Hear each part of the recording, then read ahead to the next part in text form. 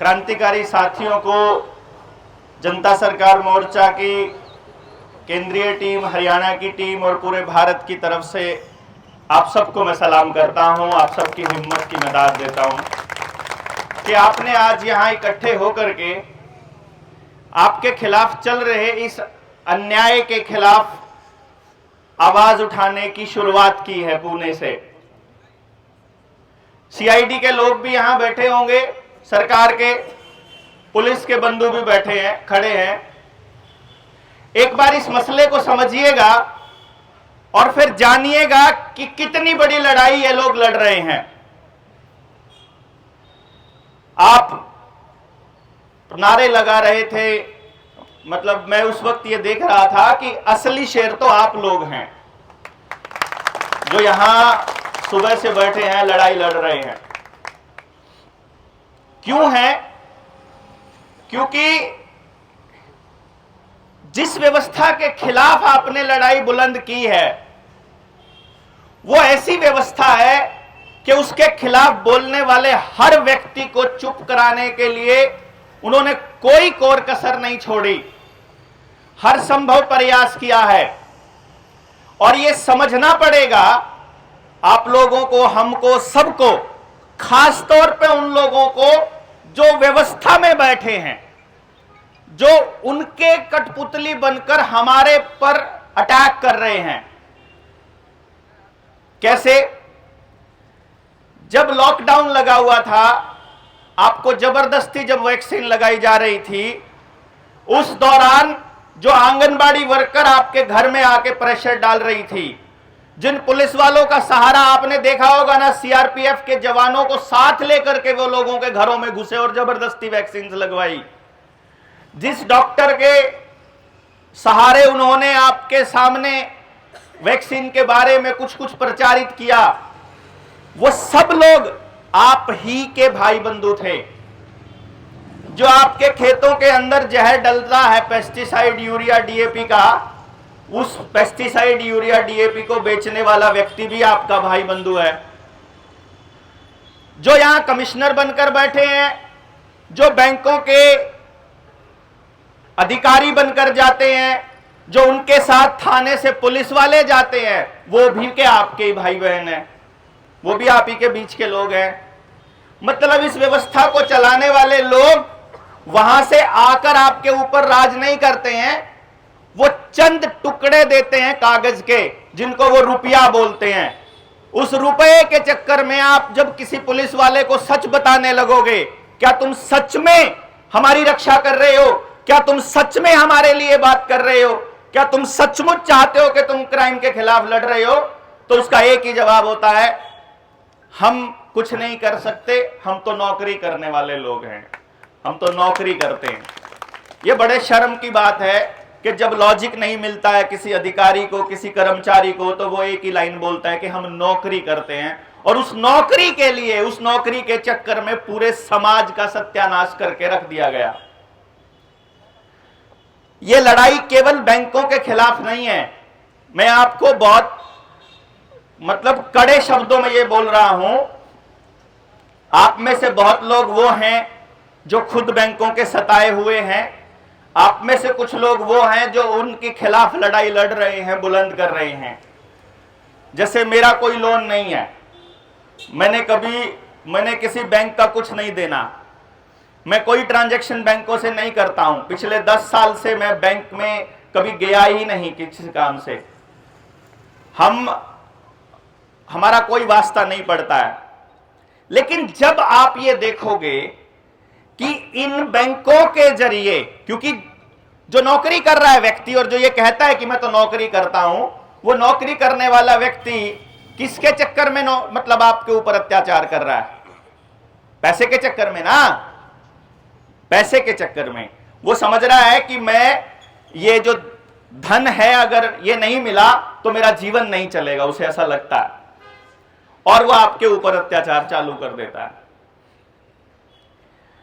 ऐसा कैसे हो सकता है? देखिए, अगर पूरे गांव में कोई एक व्यक्ति या 2 व्यक्ति या 20 व्यक्ति या 50 व्यक्ति कर्जदार हों और वो कर्जे को चुकता नहीं कर पा रहे हों, यह इत्तेफाक हो सकता है। कि वो आदमी काबिल नहीं थे या वो आदमी जो थे वो काम नहीं करते थे, तो इसीलिए वो कर्जदार हो गए। लेकिन ऐसा इत्तेफाक नहीं हो सकता कि पूरा का पूरा गांव कर्जे में हो, यह इत्तेफाक नहीं हो सकता। और सिर्फ एक गांव नहीं, हर गांव का हर व्यक्ति कर्जे में हो, यह इत्तेफाक नहीं हो सकता। अगर लॉकडाउन लगा है और उस लॉकडाउन में हमारा काम धंधा चौपट हुआ है, तो जो अपने आप को सरकारी कर्मचारी कहते हैं, उनके बच्चों के स्कूल बंद करके उनके बच्चों के हाथ में भी तो मोबाइल पकड़ा दिया गया। बच्चे तो उनके भी बर्बाद हो रहे हैं ना। वो अपने आप को सरकारी कर्मचारी कहते हैं, उनकी औलाद जब आने वाले समय में नशेड़ी बनेगी, जब मोबाइल की लत उनको लग चुकी होगी, तो नाश तो सत्यानाश तो उनका भी होगा ना। तो इसीलिए आप अपने आसपास के हर व्यक्ति को बचाने की लड़ाई लड़ रहे हो ये, इसलिए आप सब लोगों को मेरा सलाम है।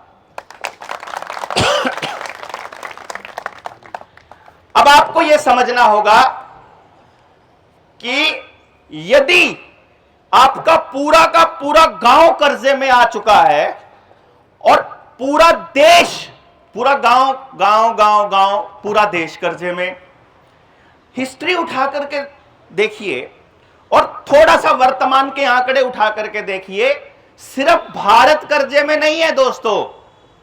जापान, जिसको हम दुनिया की बहुत बड़ी बड़ी विकसित देशों की कैटेगरी में लेते हैं, अपने जीडीपी के 4 गुना कर्जे में है। अमेरिका अपने जीडीपी के 2-3 गुना कर्जे में है। भारत तो अपने जीडीपी के बराबर ही कर्जे में आया है अभी, मतलब भारत अभी उनसे कम कर्जदार है। एक एक व्यक्ति कर्जे में है, एक एक व्यक्ति। अगर दुनिया के हर देश का हर व्यक्ति कर्जे में है, तो ये कर्जा किसने दिया उसको, और इस कर्जे का अब एंड क्या होने वाला है, ये अगर आपको पूरा नहीं पता, तो फिर आप कीड़े मकोड़े से ज्यादा की जिंदगी नहीं जी रहे हैं। ये अगर हमको नहीं पता तो हम कीड़े मकोड़े से ज्यादा नहीं है। इसलिए ये समझ लीजिए कि ये पैसा कहां से आया। भारत ने वर्ल्ड बैंक से पैसा लिया, ये सबने सुना, ठीक है। हर देश को वर्ल्ड बैंक ने कर्जा दिया। वर्ल्ड बैंक को पैसा किसने दिया? वो कहते हैं कि वर्ल्ड बैंक को पैसा जो यूनाइटेड नेशंस के भागीदार देश हैं, उन देशों ने डोनेशन दिया, तो उसमें तो भारत भी है। मतलब भारत ने उसको वर्ल्ड बैंक को डोनेशन दिया और फिर उस डोनेशन को, सारे देशों के डोनेशन को इकट्ठा करके फिर उस वर्ल्ड बैंक ने भारत को कर्जा दे दिया। ऐसा ही काम अमेरिका के साथ किया। अमेरिका ने पहले वर्ल्ड बैंक को डोनेशन दिया और बाद में फिर उसी वर्ल्ड बैंक ने अमेरिका को कर्जे में डाल दिया। मतलब आप जिसको दान दे रहे हो, वो आदमी आपको ब्याज पे पैसा दे रहा है। ये तो ऐसे हो गया कि आप सबसे दान इकट्ठा करके मैं ले जाऊं और फिर ब्याज पे दे दूं आप ही को वापस, सबको कर्जे में डाल दूं। नहीं। फिर जो दूसरी बात समझने की है वो ये कि ये कर्जा चुकता होगा कि नहीं होगा, और ये कर्जा क्या वाकई आपको दिया, ये सबसे बड़ा सवाल है। मान लीजिए मैं आपको एक सवाल पूछ रहा हूं और उसका जवाब दीजिएगा। मैं चाहूंगा कि आपको आप मेरा जवाब दें। मैंने आपको ये बोतल दे दी और मैंने कहा कि इस बोतल को मैं आपसे 6 महीने बाद वापस लूंगा, और ये सोने की बोतल है, और मैं आपसे सोने की बोतल ले लूंगा, और कागज पे मैंने साइन करवा लिया। आपने मान लिया कि आप मुझे सोने की एक, मतलब 500 ग्राम के वजन की एक बोतल मुझे आप देंगे 6 महीने के बाद। जब आप इस बोतल को ले गए, आपने दस्तखत कर दिए थे, आपने कॉन्ट्रैक्ट साइन किया हुआ है कि आप मुझे सोने की 500 ग्राम सोने की बोतल आप मुझे देंगे। आपको सोने की जांच का नहीं पता था कि ये सोने की है, इस बात का पता कैसे करूं? आप जब घर गए और आपने पता किया, ये बोतल लोहे की निकली, उसके ऊपर सोने की सिर्फ परत दिखाई दे रही थी। और अब मैं 6 महीने बाद आपको कहूंगा कि मुझे पीतल और या लोहे की बोतल नहीं चाहिए, कॉन्ट्रैक्ट साइन करा हुआ है, सोने की चाहिए, तब आप क्या करेंगे? तब पुलिस वाला आपको क्या बोलेगा? 6 महीने बाद अगर मैं मुकदमा ले जाऊं थाने में कि भैया जी आपको सोने की बोतल देनी है, ये आपने कॉन्ट्रैक्ट पे साइन किया हुआ है, तो पुलिस वाला तो यही बोलेगा ना कि आपने कॉन्ट्रैक्ट पे साइन किया हुआ है। आप बोलोगे मुझे सोने की बोतल नहीं दी, तो पुलिस वाला क्या बोलेगा? पहले चेक करना चाहिए था, तुमने जब ली तब चेक क्यों नहीं किया? नहीं किया, तुम्हारी गलती है, अब तो कॉन्ट्रैक्ट पे साइन है, सोने की ही देनी पड़ेगी। तो लोहे की बोतल के बदले मैं आपसे सोने की बोतल अगर लूट लूं तो आपको कैसी फीलिंग आएगी? चोर मैं हुआ कि आप हुए? मैं हुआ ना। जो आदमी धोखा कर रहा है वही चोर हुआ। तो जो कॉन्ट्रैक्ट शुरू में साइन करवाया था, इसका मतलब वो कॉन्ट्रैक्ट गलत था। क्यों? अगर कॉन्ट्रैक्ट शुरू में ही गलत था, अगर मैं पहले ही मैंने गलती करी हुई है, तो आप मुझे सोने की बोतल देने के लिए जिम्मेदार नहीं हो। असलियत में तो पहले आप मेरा हिसाब करोगे, पहले आपको हिसाब करना चाहिए मिलकर कि पहले बताओ कि ये बोतल सोने की थी कि नहीं थी। तुम साबित करो, सोने की थी तो ही वापस कर सकते हैं, सोने की लोहे की बोतल को सोने की बनाकर हम नहीं दे सकते। ये काम आपके साथ बैंकों ने किया। अगर ये बात आपको पता हो, और आपको नहीं पूरे देश और पूरी दुनिया को पता हो, तो ये जितने सरकारी कर्मचारी हैं इनको पता चलेगा कि ये सारे के सारे ठग लिए गए। इन सब को कागज के टुकड़ों के बदले इनकी असली मेहनत ले ली गई। और हमारे साथ भी यही हुआ।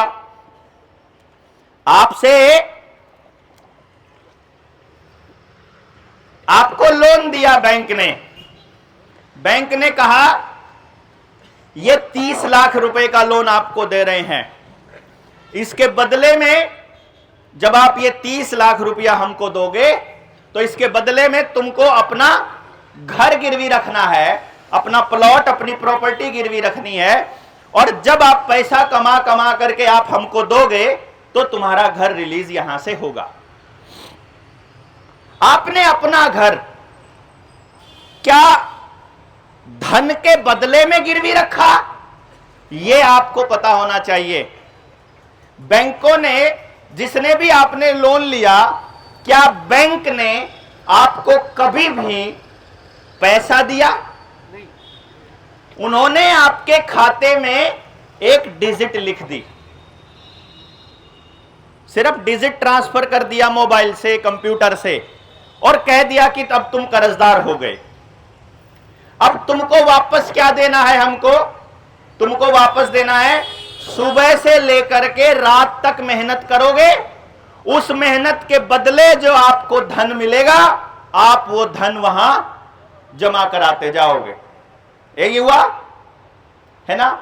अगर आपको यह पता चले कि वो डिजिट धन नहीं था, तो वो क्या कर रहा है? वो आपकी सारी मेहनत को मिट्टी में मिलाए जा रहा है। नहीं समझे? मैं इस मिट्टी में मिलाने की प्रोसेस को आपको फिर से बताता हूं।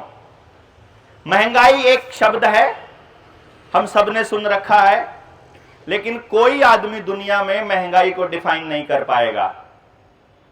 कोई भी व्यक्ति बताओ किसको महंगाई कहेंगे? भाई चीजें महंगी हो गई है। कैसे महंगी हो गई है? एक्सप्लेन करो कैसे महंगी हो गई है।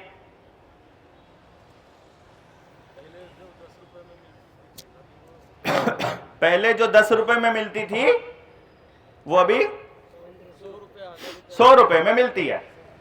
तो इसको मैंने महंगाई कह दिया। मैं इसको अगर इस एंगल से कहूं कि पहले जिस चीज को कमाने के लिए हमें 10 रुपए देने पड़ते थे, आज उसी चीज को कमाने के लिए हमें 100 रुपए देने पड़ते हैं, तो असलियत में वो चीज तो वहीं की वहीं है। हमारे पैसे की परचेजिंग पावर कम हुई है, वो चीज महंगी नहीं हुई है, हमारे पैसे की परचेजिंग पावर कम हुई है। कैसे? ये पेड़ जब पूरे दिन में जितनी ऊर्जा लेगा उतनी ऊर्जा लेगा, धूप जितनी मर्जी महंगी हो जाए, हवा जितनी मर्जी महंगी, इतना ही चाहिए इसको जितना चाहिए। आपको सुबह से लेकर रात तक काम करने के लिए जो ऊर्जा चाहिए वो खाने से मिलती है। आपको उतना ही खाना खाना है, उतने खाने से आपको उतनी ऊर्जा मिल जाएगी। नहीं समझिएगा आप इस बात को। आपके दादाजी भी अगर सुबह से लेकर रात तक मेहनत करेंगे, उनको भी उतनी ही ऊर्जा चाहिए, उनके दादाजी को भी उतनी ऊर्जा चाहिए। मतलब आप जितना मेहनत करोगे उसके हिसाब से, अगर आपका 5 रोटी में काम चलता है तो 5 रोटी आपके दादाजी खा करके उतनी मेहनत करते थे, 5 ही आप खा करके मेहनत करते हो, तो मेहनत तो बराबर हुई आपकी। आपके दादाजी को मिलते थे उस टाइम पे पूरा दिन काम करने के 5 रुपये मान लीजिए, और आपको मिलते हैं 500 रुपए, तो आपकी कमाई ज्यादा हुई कि कम हुई? ज्यादा हुई। लेकिन आपके दादाजी जब 5 रुपए कमाते थे ना, उस टाइम पे एक मोहर 10 रुपए की होती थी, यानी आधा तोला सोना मिलता था एक दिन की मेहनत में, एक दिहाड़ी में।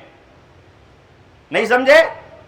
जब उनको 5 रुपए मिलते थे तो आधा तोला सोना मिलता था उस 5 रुपए में। आज आप पूरा दिन मेहनत करते हो, आपको 500 रुपए मिलते हैं अगर, तो 500 रुपए में आधा तोला सोना नहीं मिलता है। आज अगर आपको उस मेहनत के बराबर जाना पड़ेगा तो कम से कम 3,500 रुपए के करीब आपके पास होना चाहिए। गेहूं का रेट अगर 70 के दशक का आप कैलकुलेट करोगे, 60 के दशक का, 70 के दशक का, तो 50 रुपए क्विंटल था। आज गेहूं का रेट कितना है? 2,000 रुपए क्विंटल। तो उस रेट में जो गेहूं का रेट था उस टाइम पर सोने का रेट देखोगे, और आज अगर गेहूं का रेट देखोगे तो आज का 13,000 रुपए के बराबर आएगा। यानी अगर सच में महंगा हुआ है, अगर उतना ही रेट रखा जाए, मैंने सोना क्यों बोला? क्योंकि पूरी दुनिया में धन के आंकने का स्टैंडर्ड सोना है। पूरी दुनिया में अगर कोई ऐसी चीज जो पूरी दुनिया के अंदर एक समान धन की वैल्यू को आंकती है तो वो गोल्ड है। डॉलर नहीं है, रुपया नहीं है, पाउंड नहीं है, सिर्फ गोल्ड है। यानी अगर आपको अपनी मेहनत का मुकाबला देखना है किसी चीज के बदले, तो किसके बदले देखोगे?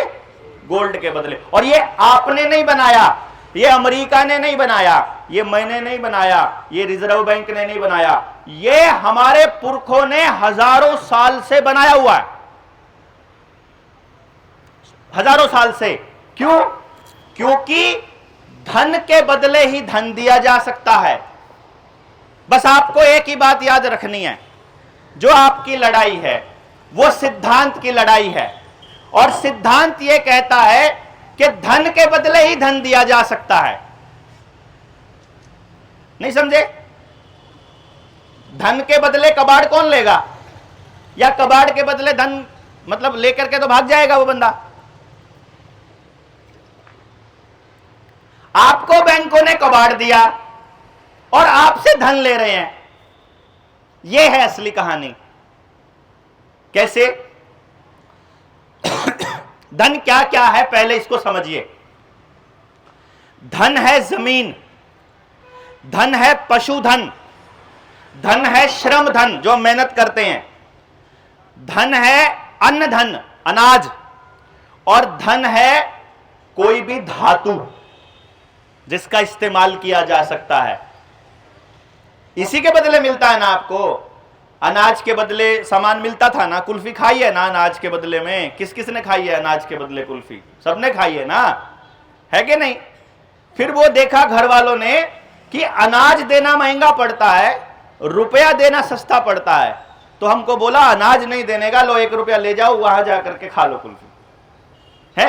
देखते थे कि अनाज जो दिया वो तो 5 रुपए का दे दिया और कुल्फी 1 रुपए में मिलती है, तो कैश ले जाओ। तो हमारे घर वालों ने कैश में ट्रांजैक्शंस करना शुरू किया, क्योंकि उनको लगा कि ये 1 रुपए का अनाज थोड़ा बनता है लेकिन दुकानदार ज्यादा लेता है, लूट अनाज देने में ज्यादा है, क्योंकि वो असली धन था। इसी तरह से हमने गांव के अंदर जब जमींदार ने खेती करके अनाज उगाया, उसने एक हिस्सा कुम्हार को दिया, एक हिस्सा लुहार को दिया। ऐसा सबके गांव में होता था। और वो पूरे पूरे मतलब नाई को भी, नाई का हिस्सा नाई को चला गया, तो पूरे साल में उसका काम वो करता रहता था। यानी कि उसने अपनी मेहनत से अनाज उगाया, तो उन लोगों ने जो वो धन लिया उसके बदले में अपनी मेहनत का धन उसको दिया। यही होता था। इससे क्या होता था? इससे सरकारों को टैक्स नहीं मिलता था, किसी कंपनी को कोई पैसा नहीं मिलता था, तो जीडीपी में योगदान हमारा जीरो होता था। आपको जो खेल समझना है ना, आपकी बर्बादी ही देश की तरक्की है। आपको यह समझना है। नहीं समझे? आपकी बर्बादी कैसे? यदि आप अपनी धन से, अपनी मेहनत से पूरे गांव में आपस में ट्रांजैक्शन कर लोगे तो जीडीपी में योगदान नहीं होगा। यदि आप कमा कमा के कंपनियों को दोगे और वहां से टैक्सेस काउंट होंगे, वहां से जीडीपी में आंकड़े में अगर बढ़ोतरी होगी तो देश का विकास काउंट होगा। यदि आपका बच्चा सरकारी स्कूल में पढ़ेगा, थोड़ी फीस में पढ़ेगा, पैदल चला जाएगा, तो जीडीपी नहीं बढ़ती है। अगर आपका बच्चा प्राइवेट स्कूल में पढ़ेगा, बस लेने आएगी, सीसीटीवी कैमरा लगेगा, डीजल का खर्चा होगा, ड्राइवर का होगा, असिस्टेंट का होगा, तो जीडीपी बढ़ती है। अगर आप सरकारी अस्पताल में इलाज करा के फ्री में आ जाते हो तो जीडीपी नहीं बढ़ती है। अगर आप प्राइवेट अस्पताल में आयुष्मान कार्ड से अगर छोटा सा ऑपरेशन में भी 2-3 लाख रुपए का बिल बना के आ जाते हो तो जीडीपी बढ़ती है। यानी आप जितना पैसा कंपनियों को देते हो उतनी जीडीपी बढ़ती है। जितना पैसा आप अपने आप सर्कुलेट करते हो आपस में, उतनी वहां जीडीपी नहीं बढ़ती है। तो विकास का पैमाना क्या हुआ? आपके विनाश का पैमाना ही देश के विकास का पैमाना बना दिया इन्होंने। समझ रहे हैं आप बात को? अब इन्होंने एक गेम और खेला आपके साथ कि आपको यह कहा कि हम आपको कर्जा दे रहे हैं। वो कर्जा क्या दिया कभी किसी ने किसी को नहीं बताया। जो स्टैंडर्ड की बात मैं आपको बता रहा था वो है गोल्ड स्टैंडर्ड। वही गोल्ड स्टैंडर्ड पूरी दुनिया में लागू था। उसी गोल्ड स्टैंडर्ड को हम लोगों ने आगे कंटिन्यू किया। उसी को अंग्रेजों ने अपने कॉइनेज एक्ट के अंदर, पेपर करेंसी एक्ट के अंदर लिख भी दिया।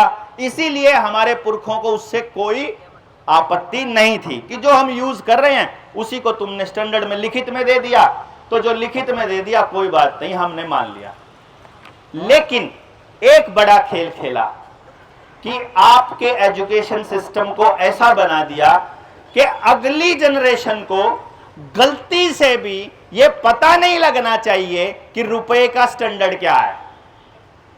अब आपके बच्चों को किसी को नहीं पता ना। आपका बच्चा रुपया किसको मानता है, धन किसको मानता है?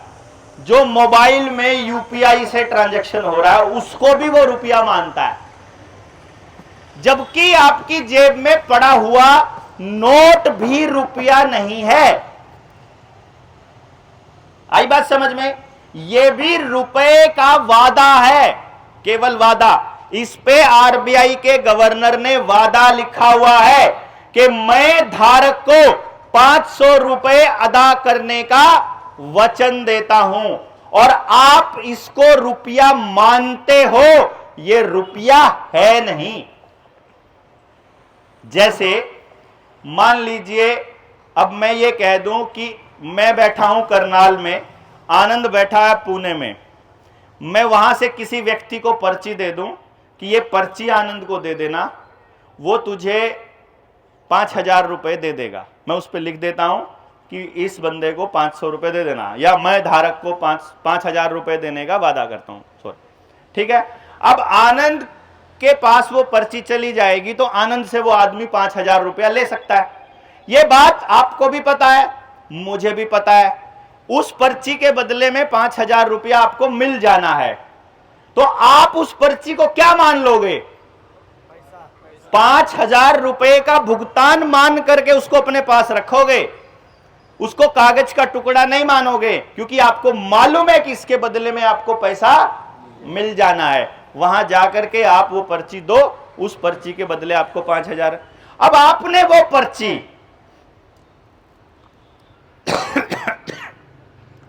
किसी दूसरे व्यक्ति को देनी है क्योंकि क्या हुआ, आपने किसी को 5,000 रुपया देना था, तो आपने उसको दे दी कि ले ये ले जा, तू आनंद को दे दी और ले लियो, मेरा टेंशन खत्म, नहीं तो मुझे उससे लाना पड़ेगा, ला के तुझे देना पड़ेगा। उस बंदे ने किसी को, एक को 3,000 देना, एक को 2,000 देना, उसने कह दिया कि ले तुम दोनों ये पर्ची पकड़ो, जाओ आनंद से जाओ और उससे ले जा करके ये ले लेना।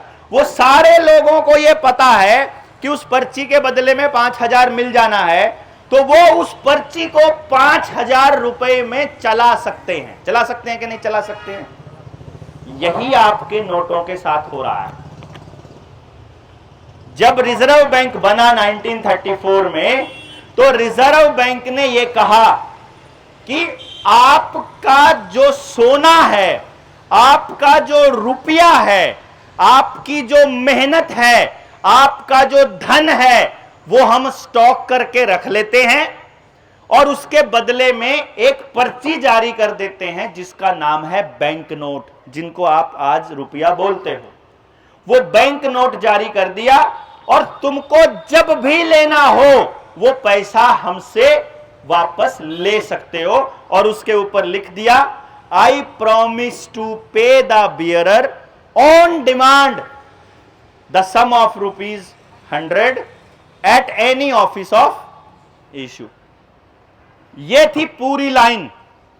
हमारे पास आरटीआई है, कितना बड़ा खेल खेलते हैं इसको समझिए। हमने आरटीआई डाली जब आरबीआई को कि ये जो प्रोमिसरी नोट है, जो ये प्रोमिस है गवर्नर का, क्या ये गवर्नर का नोट कभी बदला, ये प्रोमिस जो है बदला है कभी? और अगर बदला है तो पहले क्या था और आज क्या है? आरबीआई ने क्या जवाब दिया मालूम है? आरबीआई ने कहा कि पहले दिन से ये नोट के ऊपर जो लिखा आ रहा है यही लिखा आ रहा है, कोई बदलाव हमने नहीं किया। यही पहले अंग्रेजी में होता था और अब ये अंग्रेजी और हिंदी दोनों में होता है। हमने अपील डाली कि हम सेटिस्फाई नहीं है, उससे भी अपील के अभी यही जवाब आया। सीआईसी में पहुंचना पड़ा हमको, और जब सीआईसी में पहुंचते हैं तो सीआईसी ये कहता है कि जवाब दो आरबीआई को। आरबीआई कहता है, आरबीआई का डायरेक्टर बोलता है खुद प्रेजेंट होकर के कि जी यही आता है शुरू से, हमारे पास यही जानकारी है। तो हमने पुराना 1965 से 1968 से पहले का नोट पकड़ा दिया और नया नोट पकड़ा दिया, और हमने कहा देखना जरा ये नोट में पहले क्या लिखा हुआ है, ये नोट नकली है क्या? पता चलता है कि ये तो नकली तो नहीं है। तो नकली नहीं है तो फिर ये कैसे बदला हुआ? और फिर वो डायरेक्टर कहता है कि हाँ वो ना हमसे सवाल समझने में गलती हो गई, हाँ ये बदला गया है, पहले कुछ और आता था। अच्छा बदल सकते हो क्या? सबसे पहली बात है बदल सकते हो क्या? तो पता चलता है कि नहीं, कानूनन किसी का भी एफिडेविट नहीं बदला जा सकता। वकील है यहां कोई? वकील बैठे हैं, अब वकील बताएंगे मुझे, क्या किसी का एफिडेविट हम बदल देंगे? कभी बदला जा सकता है? अपना बदला जा सकता है एफिडेविट? नहीं बदला जा सकता। मतलब किसी और का तो छोड़ो, आप अपना एफिडेविट भी नहीं बदल सकते अगर आपने किसी मुद्दे पर किसी को प्रॉमिस किया है तो। अगर गवर्नर का एफिडेविट नहीं बदला जा सकता और सरकार ने बदल दिया या आरबीआई ने बदल दिया, इसका मतलब क्या है मालूम है आपको? इसका मतलब यह हुआ कि जो प्रोमिसरी नोट बदलने के बाद आपको नोट मिला वो नकली नोट हो गया। नहीं समझे? कैसे इसको समझाते हैं। 1965 से पहले, 68 से पहले आपके दादाजी ने जब कभी पैसा कमाया होगा और आपसे बात करी होगी, तो मैंने अपने दादा से यह बात सुनी है, इसलिए मैं दादाजी का जिक्र कर रहा हूं। मैंने सुना है कि जब वो हमें 10 रुपए देते थे तो मैंने कहा दादा ये कागज वाला 10 रुपया कैसे है ये बताओ। बोला ये 10 रुपए नहीं है, इसके बदले सरकार के पास सोना रखा हुआ है अपना। जितना सोना सरकार के पास होता है उतने ही नोट छाप सकती है सरकार। ये तो सुना होगा आप सबने भी, यहां तक की पीढ़ी ने सबने सुना है, इससे अगली जनरेशन ने किसी ने नहीं सुनी ये बात। जो आगे बच्चे पढ़ रहे हैं ना, अभी जो आजकल बच्चा वकालत कर रहा है उसको नहीं पता कि इस रुपए के बदले सोना रखा है। आपके दादाजी ने, आपके पिताजी ने, दादी ने, माता ने, सबने मेहनत करी, मेहनत करके घर में 3000 रुपया रख लिया और सरकार ने कहा कि इस 3000 रुपए के बदले का सोना आपका आरबीआई में रखा हुआ है। अब सोचो 3000 रुपए घर में रखे हुए हैं और हमको मालूम है कि इस 3000 का सोना हम ले सकते हैं। सोने का किस हिसाब से रेट है मालूम है? उस टाइम पर क्या रेट है पता आपको? जब तक रुपए का डिवैल्यूएशन नहीं हुआ है तब तक रुपए की वैल्यू है 15 रुपए की एक मोहर। कितने रुपए की? एक मोहर। और मोहर क्या है पता है?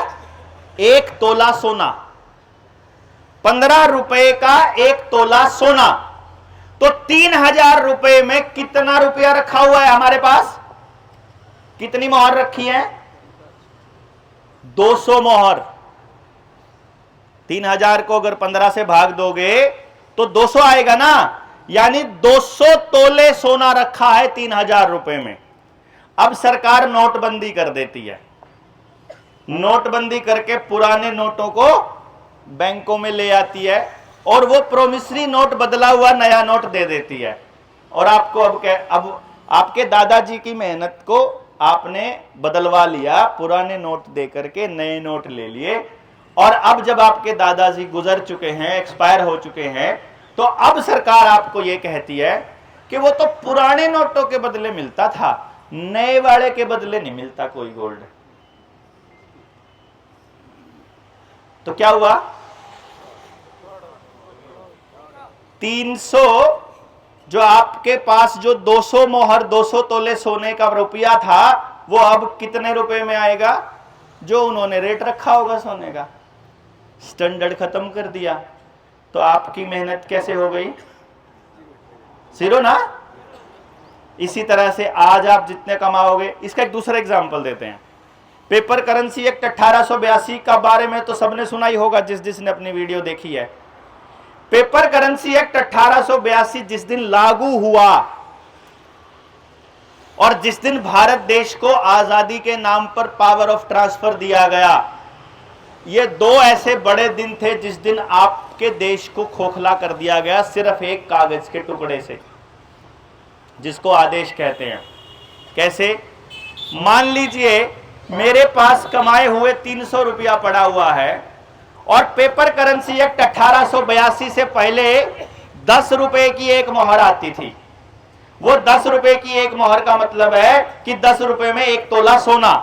अगर मेरे पास 300 रुपए रखे हैं तो 30 तोले सोने की बराबर की वैल्यू। और जैसे ही पेपर करेंसी एक्ट आता है, यानी मेरे घर में 300 रुपया रखा, मैं क्या सोच रहा हूं? 30 तोले सोना रखा है। और पेपर करेंसी एक्ट 1882 लागू हो गया, अगले ही दिन 15 रुपए की हो गई एक मोहर। तो 300 रुपए में कितनी मोहर आई? अब 20, यानी 30 तोले सोना आता था पहली रात में और अगले दिन आ गया हमारे पास 20 तोले सोना, यानी 10 तोले सोना गायब। नहीं समझे आप? अब ये काम आपके साथ, आपके पुरखों के साथ शुरू से होता आ रहा है और ये काम अब आपके साथ हो रहा है। हम बैंकों में गए, हमने बहुत डिस्कशन किया, आप लोगों ने भी सारा मसला सुना ही होगा। जहां जहां कुड़की हुई है, जब अधिकारियों से बात करते हैं तो अधिकारियों के पास सिर्फ 2 ही लाइन मिलती हैं आपको कहने के लिए, हम तो नौकरी कर रहे हैं, हम तो कोर्ट के आदेश का पालन कर रहे हैं, इससे ज्यादा तो नहीं मिलता। तो जब तुम्हारे अंदर हमारे अधिकारों को रक्षा करने का सामर्थ्य ही नहीं है तो तुम अधिकारी कहलाने के लायक नहीं हो। इसका मतलब तो अधिकारी कौन है?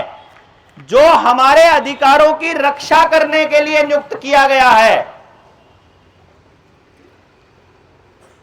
उसको ताकत किसने दी? उसको ताकत दी उसके व्यवस्था ने। जो नेता बैठा है, जो पॉलिसी मेकर बैठा है, पॉलिसी मेकर को ताकत किसने दी? हमारी वोट ने। असलियत में जिस अधिकारी को जो काम करना चाहिए वो हमारे लिए करना चाहिए, लेकिन वो काम किसके लिए कर रहा है? वो तो बैंकों के लिए काम कर रहा है, वो तो बैंकों के तरफदारी में आता है। वो तो कहता है कि हमारे पास तो कोई रास्ता नहीं है, हम क्या करें, हम मतलब असमर्थ हैं क्योंकि हमको आदेश मिला हुआ है। तो फिर उस लाइन का क्या है जो संविधान में लिखी जाती है, हम भारत के लोग? वो संविधान हमने ही तो अपने आप को समर्पित किया हुआ है ना। हमने कहा है कि हम इसके हिसाब से चलेंगे। वो एक साथी था हमारा, स्टूडेंट लीडर आया हुआ था, चला गया क्या वो? अगर वो यहां होते तो उनको बताते, जो उन्होंने कहा कि हमें ऐसे सामाजिक मुद्दों का लेना देना थोड़ा कम रहता है, उन्होंने ये बात बोली। मैं उनको ये बताऊं कि तुम्हारे ही मुद्दों को हम उठा करके खड़े हुए हैं यहां पर, हमारी तो जैसे तैसे कट जाएगी, तुम्हारी अगली पीढ़ी का क्या होगा उसी को सोच सोच के चिंता में तो ये लड़ाई लड़ रहे हैं। अब अधिकारियों से जब हम बात करने गए, बैंकों में जब हम बात करने गए, हमने बैंकों से 2-3 सवाल पूछे हैं। हमने उनसे यह कहा है कि भाई जो आपने हमको नोट दिए हैं ये नकली दिए हैं। जब तुमने हमको नकली नोट दिए हैं तो हम इसके बदले में असली मेहनत से कमाया हुआ धन कैसे दे तुमको? तुमने हमको कागज का टुकड़ा दिया है और हमसे हमारा असली धन ले रहे हो, हमसे हमारी जमीन ले रहे हो, हमसे हमारा मकान ले रहे हो, हमसे तुम हमारा सब कुछ ले रहे हो। अब बैंकों ने, आप में से आवेदन किस किस ने लगाया हुआ है? इतने लोगों ने लगाया है। आप में से किसी भी बैंक के जवाब में ऐसा आया क्या कि हमने आपको असली रुपया दिया है? अब ना तो वो आपको ये कह रहे हैं कि असली रुपया आया है, ना वो ये कह रहे हैं कि हमने आपको नकली दिया है, जबकि हम आरोप लगा रहे हैं कि तुमने हमको नकली दिया है। नकली क्यों कह रहे हैं हम? पहली बात, जो रुपया हमारे पेपर करेंसी एक्ट और मानक के हिसाब से नहीं है वो रुपया नकली है। समझ गए? मानक के बिना कोई चीज लागू नहीं होती है। मानक होता है हर चीज का। ऐसा नहीं हो सकता कि पुणे में तो मतलब 99 सेंटीमीटर का 1 मीटर हो जाए और चंडीगढ़ में जो है वो 100 सेंटीमीटर का 1 मीटर हो जाए। ऐसा कभी नहीं होगा। सारी दुनिया का मानक एक जैसा होगा जब वास्ता अगर सारी दुनिया को पड़ता है तो। चाहे किलोग्राम है, चाहे समय का मानक है, चाहे लीटर का है, चाहे दूरी मापने का है, चाहे फिर धन मापने का है। और धन मापने का मानक भी सारी दुनिया में एक ही है, and that is gold. Only gold, gold standard. बस अब बैंक कर्मचारी ने, बैंक का एक जोनल मैनेजर था जिसके साथ हम बहस कर रहे थे, उसने मुझे एक बात बोली कि डॉक्टर साहब आप लोगों को ये क्यों कहते हो कि हमने आपको नकली नोट दिए? मैंने कहा आप लिख दो कि हमने आपको असली दिए हैं। असली नोट कौन सा होगा? जो देश की विधि के अनुसार, स्टैंडर्ड के अनुसार आपने बनाया होगा। और वो केवल 4.8 लाख करोड़ रुपया है इस देश में, जो विधि के अनुसार है।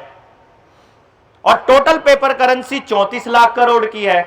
तो 34 लाख करोड़ में से कुछ नोट तो हमारे पास असली हैं और कुछ लोग हमारे पास नकली हैं। देखिए, मैं इसको समझना बहुत ज्यादा जरूरी है, वरना यह ठगी आपके साथ कॉन्टिन्यूअसली होती रहेगी। आरबीआई ने गोल्ड रख लिया या अनाज रख लिया एफसीआई के पास सरकार ने,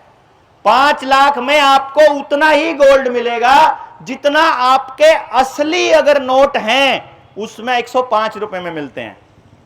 यानी कि आपने 5 लाख का सामान नहीं खरीदा है, आपने 106 रुपए की कीमत का सामान खरीदा है।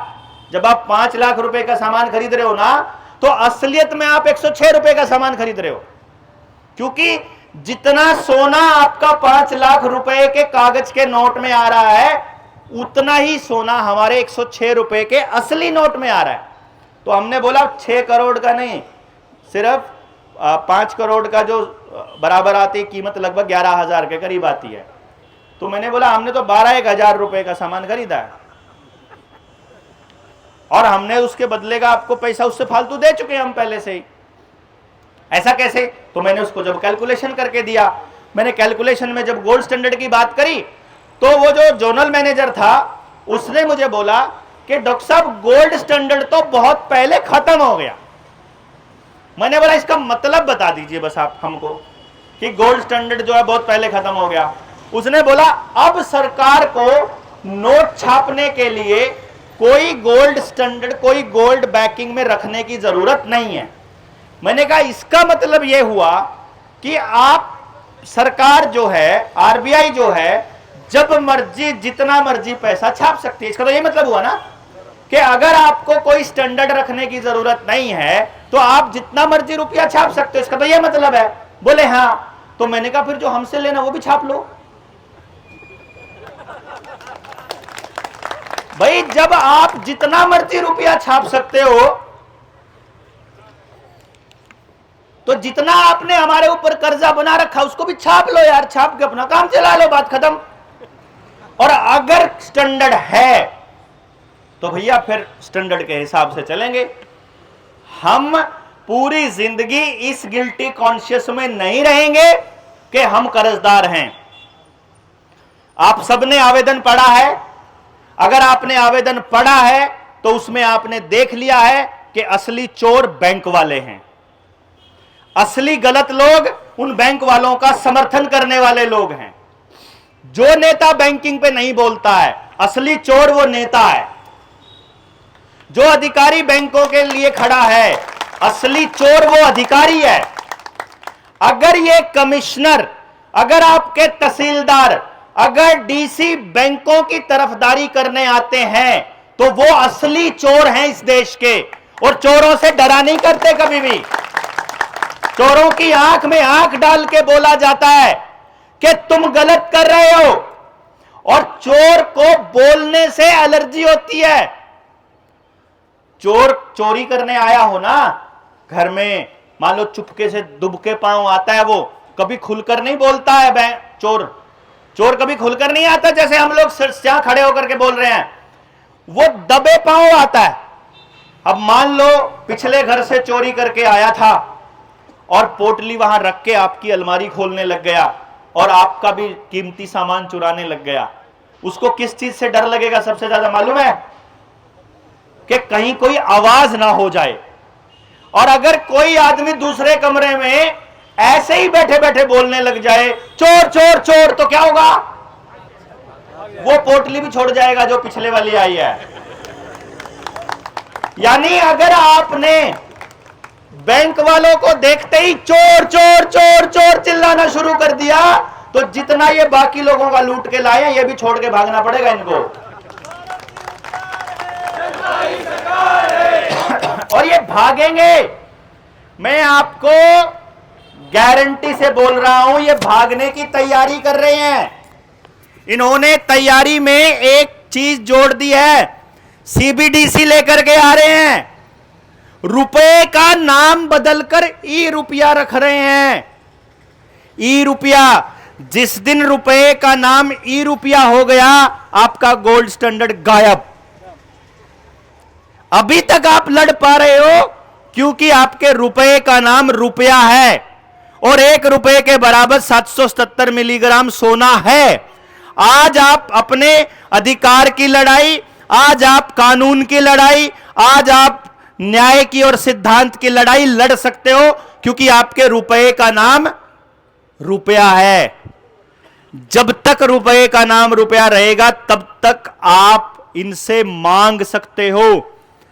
अब देखो भैया, अगर आप हो थोड़े तो आपको, हमको, सबको पड़ेंगे डंडे, क्योंकि ये क्या कहेंगे कि जो बोलने वाला है उसको चुप कराओ किसी तरह से, क्योंकि जो जो हम बोल रहे हैं वैसे वैसे आवाज बढ़ रही है।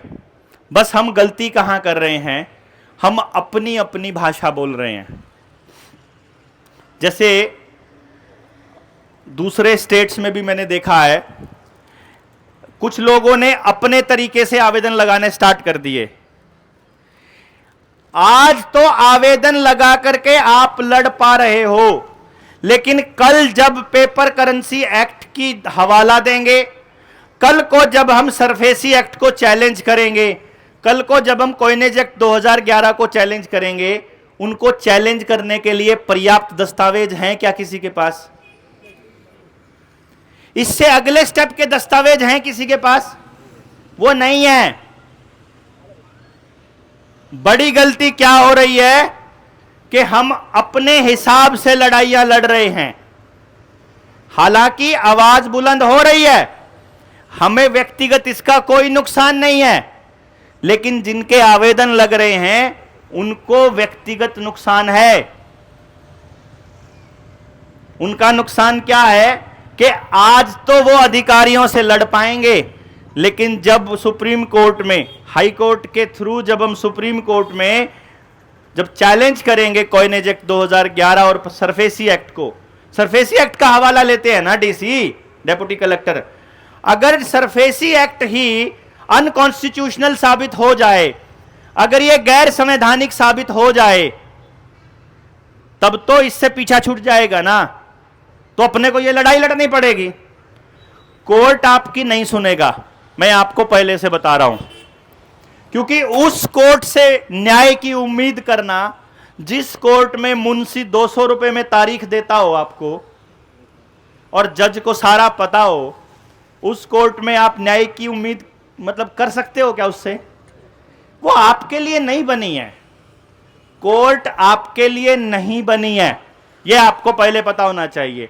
ये जो अधिकारी है, ये जो पुलिस है, ये आपकी सेवा सुरक्षा सहयोग के लिए नहीं बने हैं।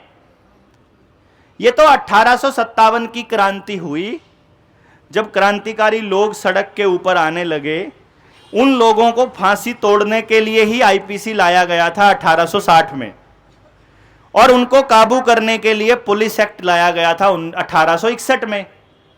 यानी ये असलियत में अंग्रेजों को बचाने की ही संस्थाएं हैं, कोर्ट भी और पुलिस तंत्र भी।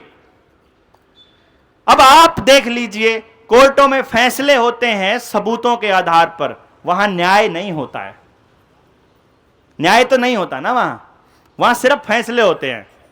अगर हाई कोर्ट का कोई जज कोई फैसला दे दे अपनी मर्जी से, क्योंकि उसको डिस्क्रिशन पावर है, सुप्रीम कोर्ट का जज उसको बदल दे अगर, तो हाई कोर्ट के जज को फांसी होनी चाहिए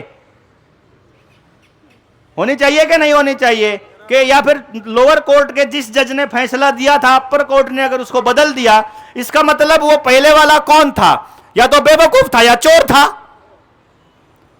है ऐसे लोगों को तो उसी टाइम नौकरी से बर्खास्त करना चाहिए ना, अदरवाइज न्याय की दो परिभाषाएं कैसे हो सकती हैं? तो यहां तो फैसले हो रहे हैं आपको उलझाने के, और सुप्रीम कोर्ट आपकी तब तक नहीं सुनेगी जब तक सुप्रीम कोर्ट के बाहर सारे रास्ते जाम ना हो जाएंगे। इसीलिए हम ये बोलते हैं कम से कम 1 लाख लोग चाहिए हमको समझे हुए। उस दिन आप स्वराज की घोषणा, उस दिन आप ये घोषणा कर सकते हो कि जब तक हमारे मसले नहीं सुनोगे तब तक हम यहां से जाएंगे नहीं। तो आपकी सुनेगी नहीं। आप अभी कोर्ट में जाइए, जितने दस्तावेज आपके पास है ना, ये एनफ हैं।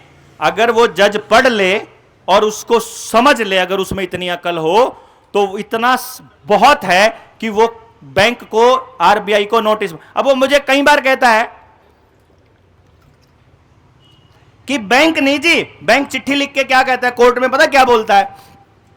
बैंक बोलता है जी ये हमारा मसला नहीं है, ये तो आरबीआई का मसला है। तो हम जज से रिक्वेस्ट करते हैं कि आरबीआई को पार्टी बना दो ना आप। बनाता ही नहीं बेचारा। क्या बोलता है पता है? आप ना डीआरटी में जाइए, डीआरटी में भेज देता है। डीआरटी क्या है? ट्रिब्यूनल है। ट्रिब्यूनल किस लिए बनते हैं? जैसे एनजीटी बना है, कंपनी लॉ ट्रिब्यूनल बना है, एनसीएलटी बना है, वैसे ही डीआरटी बना है। ट्रिब्यूनल बने होते हैं जब आपको संविधान के बाहर, कानून से बाहर अपनी मर्जी के, मन मर्जी के फैसले जब देश पे थोपने होते हैं, उसके लिए ट्रिब्यूनल बना है। नेशनल ग्रीन ट्रिब्यूनल आपकी गाड़ी को तो बताएगा कि प्रदूषण फैला रही है, उसको आपको डंप करना पड़ेगा डीजल की गाड़ी को, लेकिन जब हसदेव के जंगल कटेंगे तब एनजीटी को दिक्कत नहीं है। नहीं समझे? जब 2-2 लाख एकड़ में जंगल कटते हैं तब एनजीटी को प्रदूषण नजर नहीं आता है। जब फैक्ट्रियां बेहिसाब धुआं छोड़ती हैं तब एनजीटी को प्रदूषण नजर नहीं आता है। एक इलेक्ट्रिक गाड़ी सिर्फ बनने में इतना प्रदूषण फैला देती है जितना एक डीजल की गाड़ी 30 साल में भी प्रदूषण नहीं फैलाती। यानी सिर्फ बनने में। और जो इलेक्ट्रिक वेस्ट है वो कितना खतरनाक है इंसान के लिए, इसका तो अंदाजा भी नहीं है। वहां एनजीटी को कुछ नजर नहीं आएगा। वैसे ही लॉकडाउन लगाना गैर संवैधानिक था कि नहीं था? पता है ना आप सबको?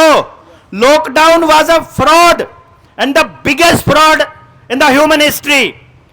लॉकडाउन लगाकर आपके काम धंधों को चौपट किया गया, आपकी दुकानदारी को बर्बाद किया गया, योजनाबद्ध तरीके से आपका सत्यानाश किया गया ताकि आप कर्जों का भुगतान ना कर पाओ, और कर्जे का भुगतान ना कर पाओ इसीलिए आपकी जमीनों को फिर वो लोग छीन सकें।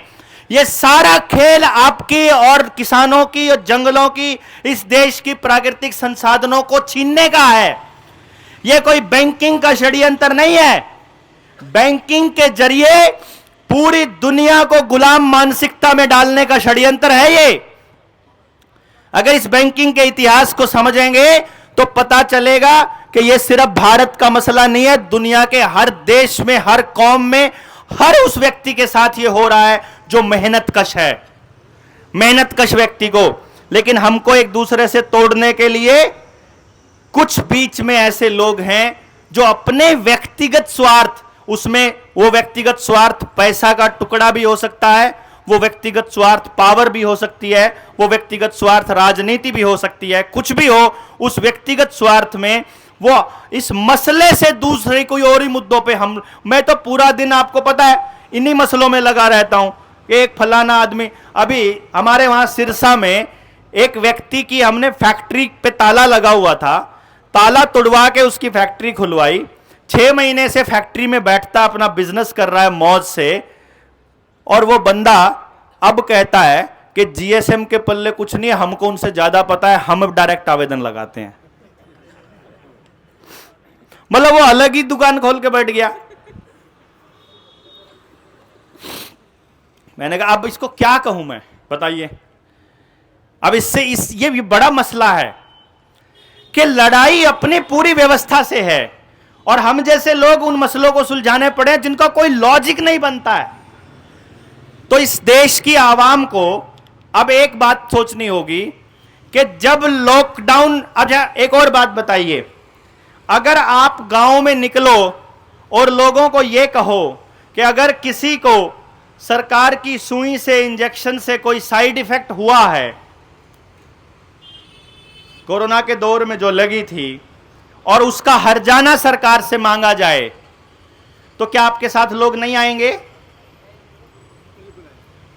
आज आप गांव में जाओगे, आपके साथ लोग आएंगे, क्योंकि वो कर्जदार नहीं है तो वो आपके साथ नहीं आएगा, कर्जे वाला आपके साथ आएगा। लेकिन जब आप उसकी लड़ाई लड़ोगे, तो हर किसी की अपनी अपनी लड़ाई चली हुई है, तो जब आप उसकी लड़ाई लड़ोगे तो वो आपके साथ आएगा। तो अपने को क्या करना पड़ेगा? अपनी लड़ाई का दायरा व्यापक बनाना पड़ेगा, बड़ा करना पड़ेगा। जो दूसरे लोग हैं, कुछ लोग ऐसे हैं जो कोरोना के दौर में खुलकर बोले, मानवता के लिए खड़े हुए, उनसे आज हम कहते हैं बैंकिंग पे बोलिए, वो बैंकिंग पर नहीं बोलते हैं। वो कहते हैं बैंक तो अगर आज हम बैंकों को अगर ऐसे ले जाएंगे तो हमको लोन नहीं मिलेगा। अरे हम तो चाहते हैं ऐसी व्यवस्था बने कि जिसमें किसी को लोन मिले ही ना, जिसको लोन लेना ही ना पड़े, क्योंकि अपनी लड़ाई केवल देश को कर्ज मुक्त करने की नहीं है, अपनी लड़ाई अगली पीढ़ियों को कर्ज मुक्त रखने की है कि वो कभी भी कर्जा ना लें। अब इस लड़ाई को लड़ने के लिए हमको सिर्फ एक ही चीज की जरूरत है और वो है संख्या बल। और संख्या बल के लिए आप लोगों को जिस जिस बंदे की अपनी लड़ाई है बैंकों के साथ, कम से कम एक व्यक्ति के पास 5 गाड़ियों के आदमी तो होने चाहिए। एक आदमी के पास, अगर एक आदमी के पास 20 से 50 व्यक्ति हैं अपने, जो उसने अपने पड़ोस में, अपने गांव में, अपने देहात में, अपने सर्कल में, अपने मोबाइल की लिस्ट से कमाए हुए हैं, तो जिस दिन हम सुप्रीम कोर्ट चलें उस दिन फिर ऐसा माहौल बनना चाहिए कि सुप्रीम कोर्ट के जज के सामने अब वो पूछे इतनी भीड़ कैसे है, तो हम सब कहें जी अपना आवेदन लेकर आए हैं। और इतने आवेदन कैसे लेंगे, सब PIL बना दो।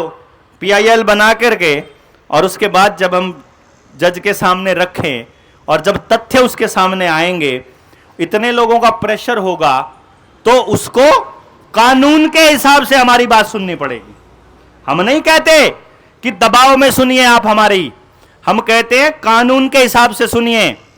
अगर आप, मैं एक SHO को बोलता हूं, मैं आपको बता रहा हूं, रियलिटी बता रहा हूं, दिल्ली में एक SHO हमारी जानकारी में निकल आया और बड़ा हमको मतलब इज्जत देने वाला मिल गया बाय चांस। वो बोला हम आपके बड़े पुराने मतलब बड़े बड़े फैन हैं और आप बड़ा अच्छा काम कर रहे हो एंड सो पता करने लगा। तो मैंने उनको बोला कि SHO साहब एक काम कर दोगे क्या? मैंने कहा क्या?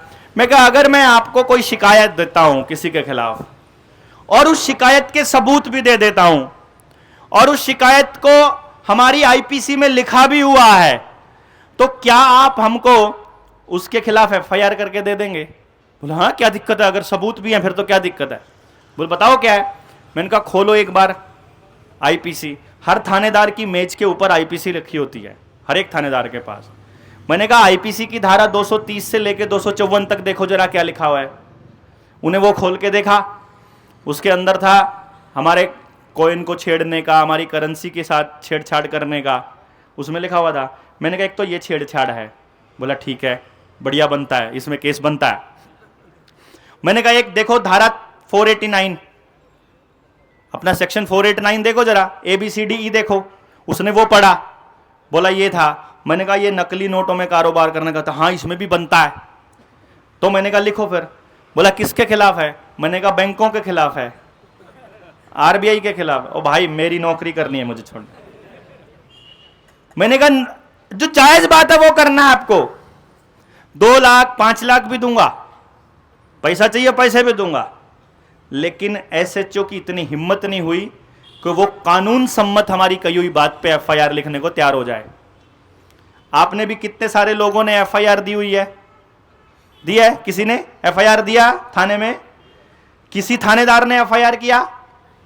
आपके खिलाफ फटदेसी हो जाएगी। ऐसा कैसे हो सकता है यार?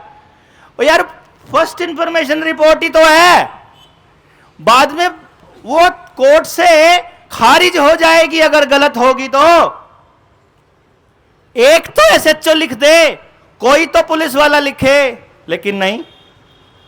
अब चले जाओ वकीलों के पास, कोर्ट में किसी वकील का नाम कमाया हुआ है जिसने, मैं आपको बताता हूं, प्रशांत भूषण जी से लगभग 3 घंटे बात हुई हमारी, पूरी डिटेल में। ऑन रिकॉर्ड बोल रहा हूं, रिकॉर्डिंग हो रही है ना, मैं ऑन रिकॉर्ड बोल रहा हूं।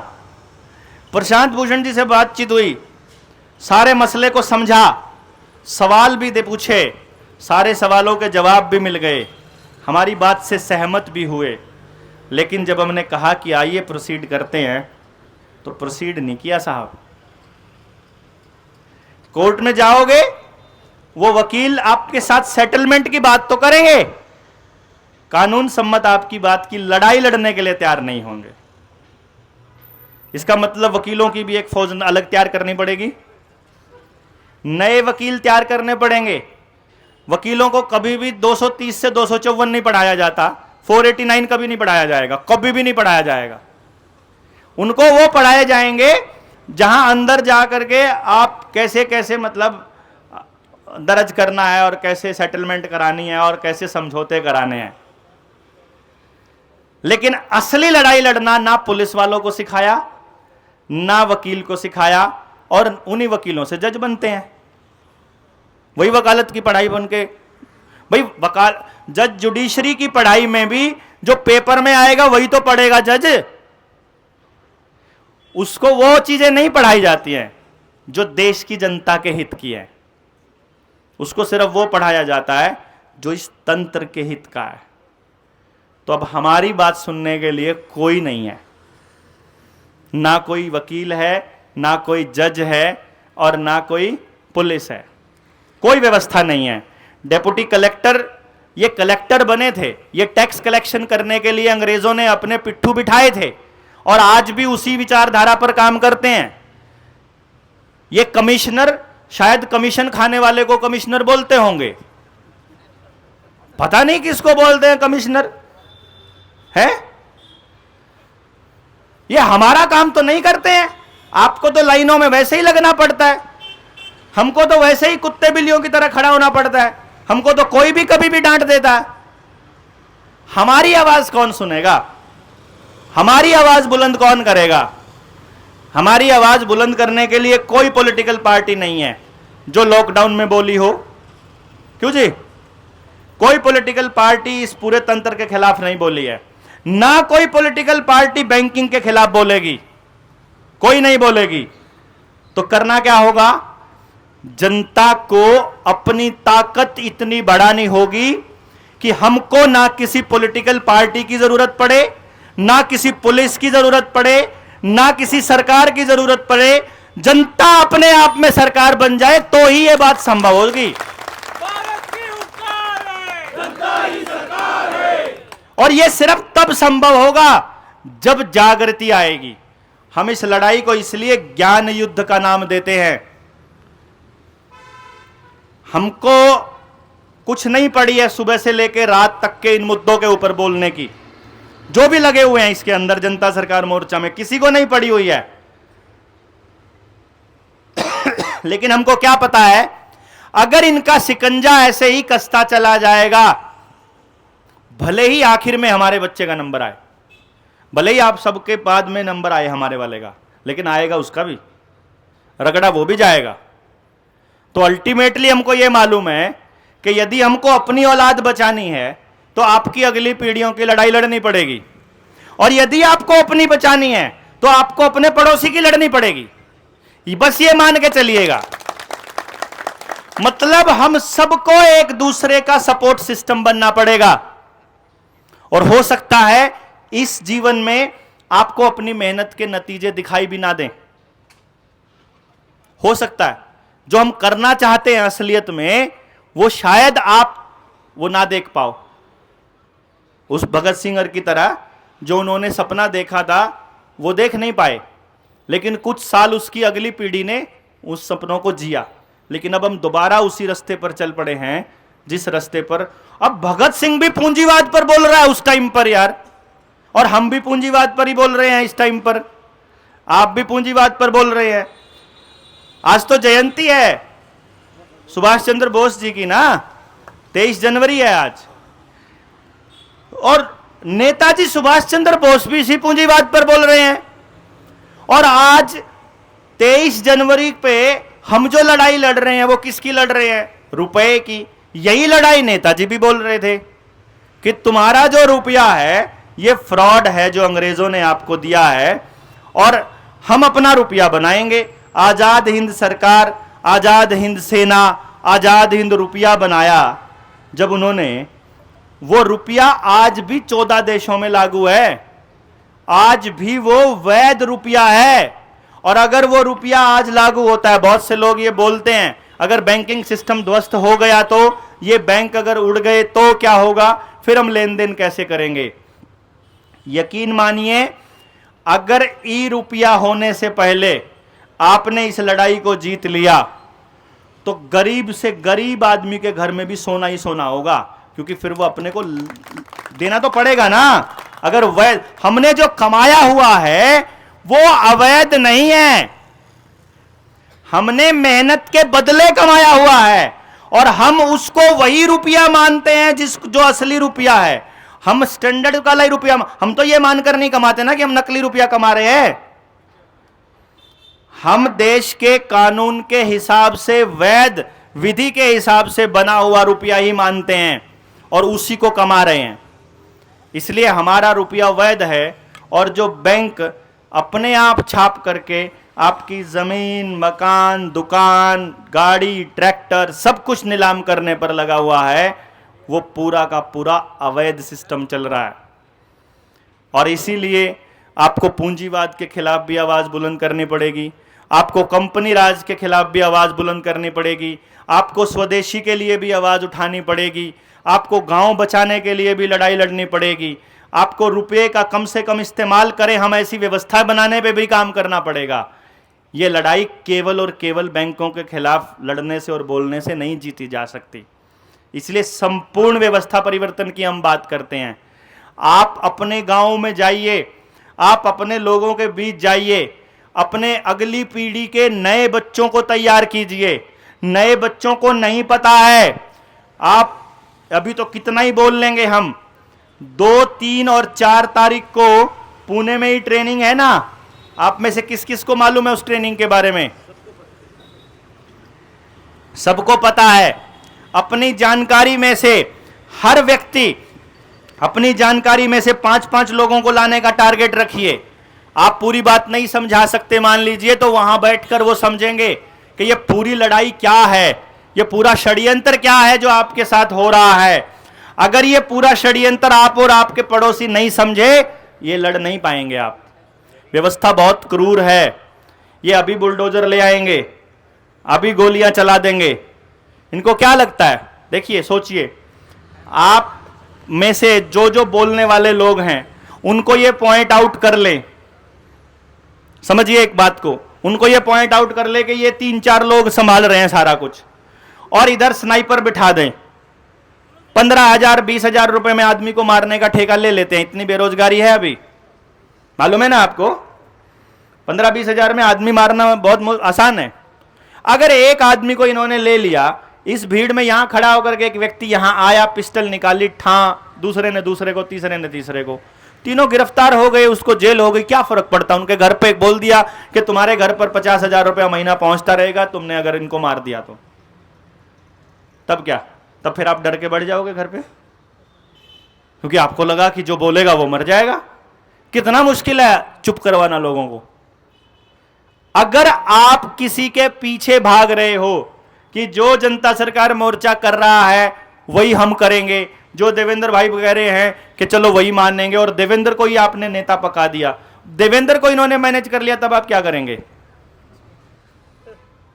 उसको अगर बीच से निकाल दिया तो आप क्या करेंगे?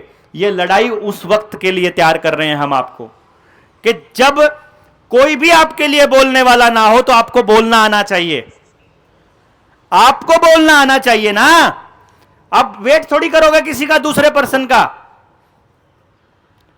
भाई बैंकों वाले आए हुए और बोलो, हट चोर, कैसे आया तू मेरे घर में? पहले जवाब क्यों नहीं देता है बात का? जब तुमको तसल्ली हुआ तब तुमने हमको पैसा दिया था ना।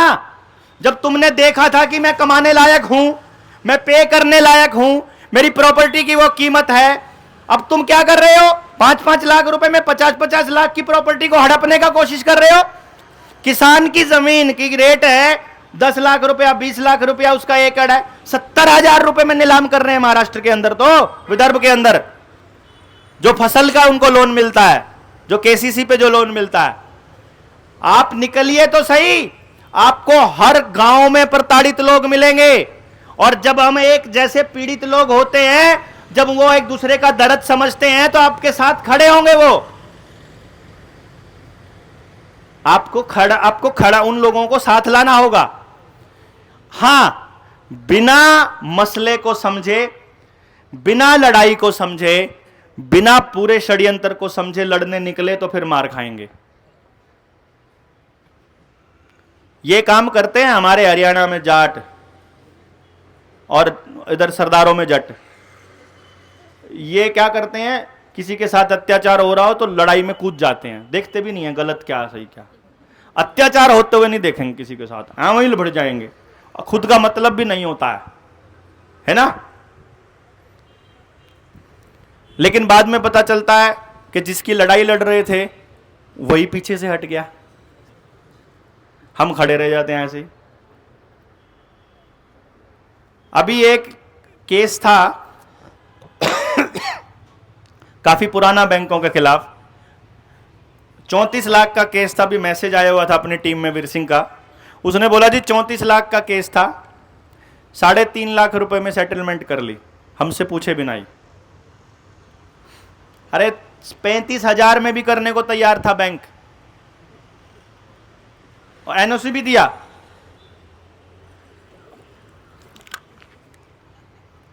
अगर आपका संख्या बल नजर आएगा उनको, तो आपकी शर्तों पर वो लोग आपके साथ सेटलमेंट करेंगे। अगर आपका संख्या बल नजर आएगा, अगर आप अकेले खड़े नजर आओगे तो अगली बार वो 50 लोगों को ला करके आपको घर से बाहर निकालेंगे और ताला लगा देंगे। फिर आप ताले तोड़ते रहना, फिर ताले तोड़ने के मुकदमे छिलते रहना। फिर कोर्ट आपको ये बात कहेगी कि जब कोर्ट के आदेश थे तो तुमने ताले क्यों तोड़े, ये तो कंटेम्प्ट ऑफ कोर्ट हो गया। फिर जो लड़ाई थी लोन से लड़ने वाली, वो लड़ाई लोन से हटके कंटेम्प्ट पे आ जाएगी, समझे ना। फिर आपको वो लोग कानून विरोधी घोषित कर देंगे, और यही तो साबित करना है उन्होंने। आपको अपराधी घोषित ही तो करना है, अपराधी के फिर अधिकार खत्म, आप अपराधी हुए और आपके अधिकार खत्म। तो ताला लगने ही ना दो, ये काम करो। और अगर ताले तोड़ने हैं अब, तो ताले तोड़ते हुए किसने ताला तोड़ा ये दिखना नहीं चाहिए वीडियो में। अब तोड़ेगा तो मालिक ही, तोड़ेगा तो वही जिसके घर का ताला है, लेकिन वो दिखना नहीं चाहिए, क्योंकि वहां पे फिर जो वीडियो, चुपचाप अपने जाओ, अपने ताले तोड़ो, अपने घरों में बैठो, अपना कब्जा लो वापस। उसके लिए फालतू अब प्रचार करने की जरूरत नहीं है। अब तो सारे देश को पता चल चुका है कि बैंकों ने जो ताले लगाए हुए हैं वो गैर कानूनी तरीके से लगाए हुए हैं। इस गैर कानूनी लड़ाई से लड़ने के लिए ही हमको संख्या बल चाहिए भैया, और ये संख्या बल की लड़ाई है बस, और कुछ नहीं। आज आप जिस विचारधारा को फॉलो करने लगे वो संख्या बल दिखाने में कामयाब हो रहे हैं, इसीलिए आप उनके रंग में रंगे नजर आते हैं। कल मैंने ऐसे लोगों को भी, राम जन्मभूमि के जो इन्होंने ड्रामा किया, ये कल ड्रामा था, प्योर ड्रामा, इसमें आस्था का कोई मतलब नहीं था, आस्था की कोई जगह नहीं थी। कल की तारीख वैसे भी शैतान की तारीख थी। मतलब अंधेरे में जब हम कृष्ण पक्ष के अंदर कभी कोई उद्घाटन होता ही नहीं है, कभी कोई प्राण प्रतिष्ठा हो ही नहीं सकती है। ये टाइम ही शैतान का टाइम था, जिसके बारे में अनूप मंडल बोलता है, जिसके बारे में बाप जी बोलते हैं, ये उन्हीं का समय था। कोडिंग में जाओगे तो पता चलेगा, कल की तारीख का टोटल 22/1/2024 का टोटल करोगे वो 13 बनता है। 13 शैतान का नंबर है। तो ये भगवान का इससे कोई लेना देना था नहीं, लेकिन वो लोग संख्या बल दिखाने में कामयाब हो गए। तो वो, मैंने कुछ लोगों को जो इनको पाखंडी बोलते थे, मैंने उनको भी इस रंग के अंदर रंगते देखा। क्यों? क्योंकि उनको लग रहा था कि हम समाज में कहीं अकेले ना पड़ जाएं। ये अकेले ना पड़ जाने का डर है, बड़ा खतरनाक है। इसलिए हम उस रंग में, अरे 100 करोड़ लोगों ने लगवा लिया, हम पीछे ना रह जाएं, इसलिए लगवा लिया। सारा देश लगवा रहा है, नेताजी भी लगवा रहे हैं, मोतीलाल भी लगवा रहा है। मोतीलाल समझते हैं ना, मोतीलाल अडानी का पालतू कुत्ता,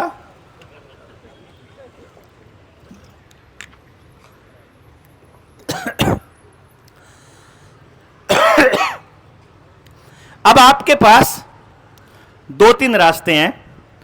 पहला, बोलना सीखिए। बैंक वाला जब आता है सामने आप खड़े होइए बोलने के लिए, आपके पास पूरे तथ्य होने चाहिए। एक बारी में बात समझ में नहीं आएगी ये करेंसी वाली, मैं आपको बता रहा हूं। 3-4 एंगल से समझिए इसको। मैंने अपनी वीडियोस में कहानी के माध्यम से, टेक्निकलिटीज के माध्यम से और दूसरी चीजों के माध्यम से सारी चीजें एक्सप्लेन करी हुई है।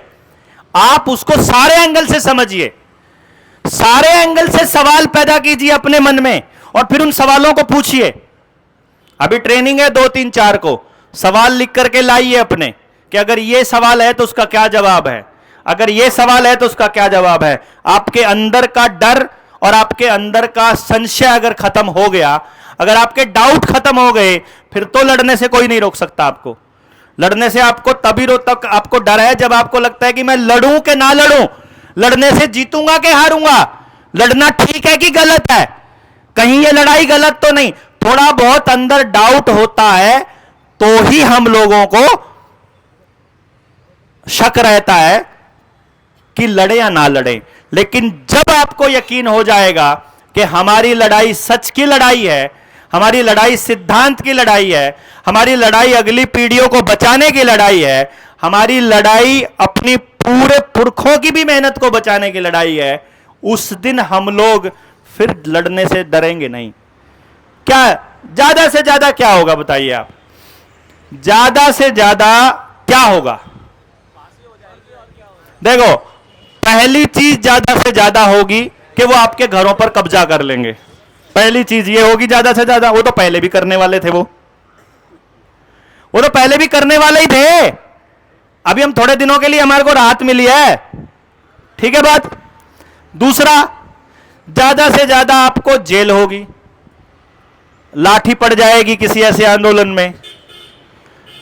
मैं ये कहता हूं, जिल्लत की जिंदगी जीने से बढ़िया तो ये है कि हिम्मत से लड़ते हुए आप लोग लाठी खा करके जेल चले जाओ। फिर कम से कम ये लगेगा कि आप अपने लिए नहीं गए थे, आप लोगों के लिए गए थे। अपने को तो संतुष्टि रहेगी ना, अपने लिए तो कीड़े मकोड़े सब जी रहे हैं ना, उससे ऊपर उठ जाएंगे हम। इससे आगे तीसरा क्या है? ज्यादा से ज्यादा वो लोग गोली मार देंगे, वो लोग अत्याचार करके किसी आंदोलन में हमारी हत्या कर देंगे, हमारी मतलब लड़ने वाले की, किसी की भी। आप सोचिए, आपको मरना वैसे भी है, मतलब ये आपके परिवार में रिवाज होगा मरने का ना, हमारे में तो है, हमारी फैमिली में तो रिवाज है मरने का। मतलब आगे वाली पीढ़ी मरती जाती है, फिर उससे आगे पैदा होती जाती है। आपके यहां भी शायद होगा। कोई अमर होना ही नहीं है, अब सबको मरना है। डिपेंड ये करता है आपका मरने का कॉज क्या था।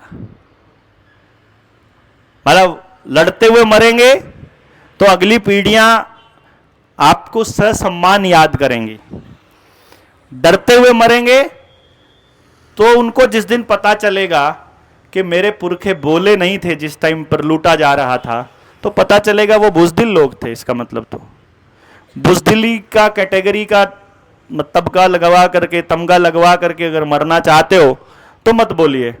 अदरवाइज अब समय आखिरी चल रहा है, 2030 तक ये लोग अपने एजेंडे को फुल फ्लेज इंप्लीमेंट करना चाहते हैं।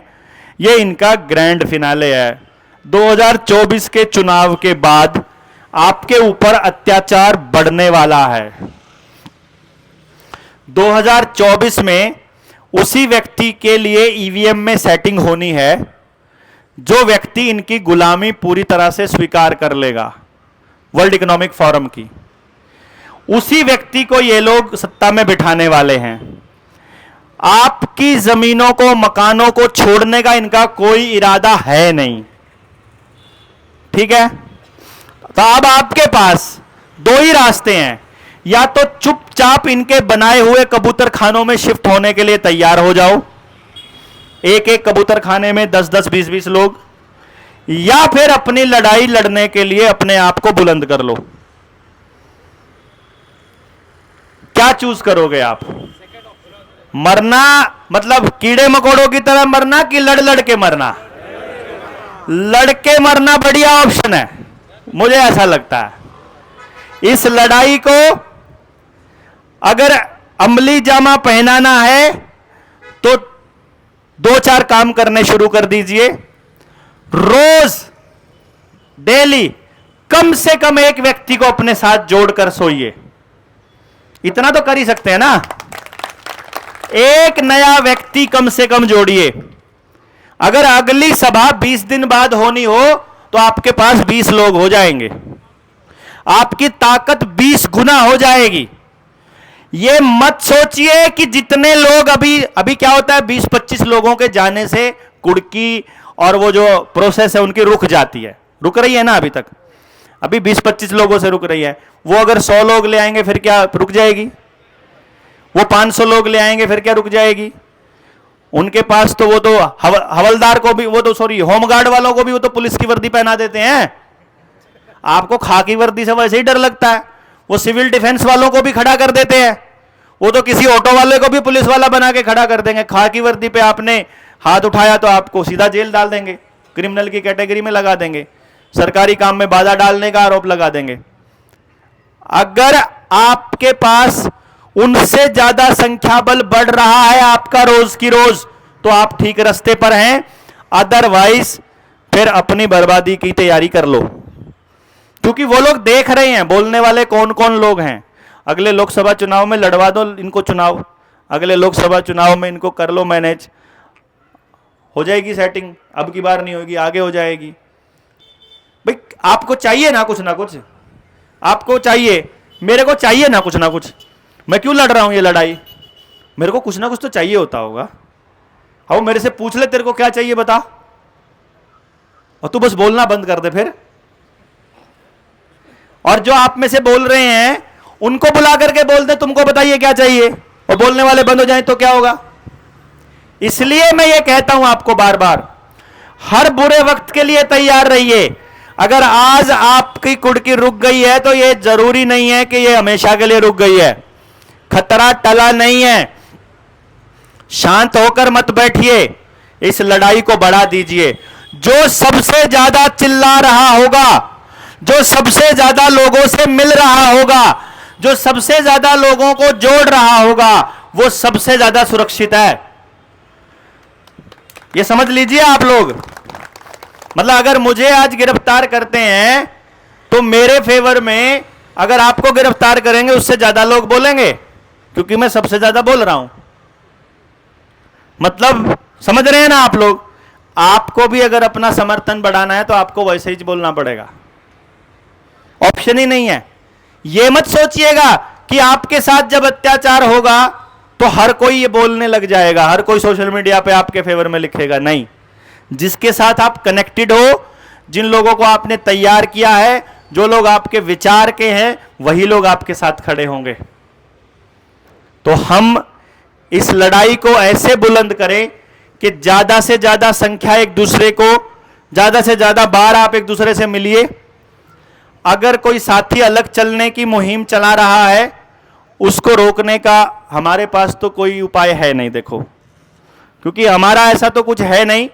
हमें यह लगता है कि अगर कर्ज मुक्ति का कोई दूसरा व्यक्ति कोई दूसरे तरीके से लड़ना चाहता है, वो भी लड़ने की तो बात कर ही रहा है, और मुझे ऐसा लगता है कि एक ना एक दिन वो आ ही जाएगा साथ।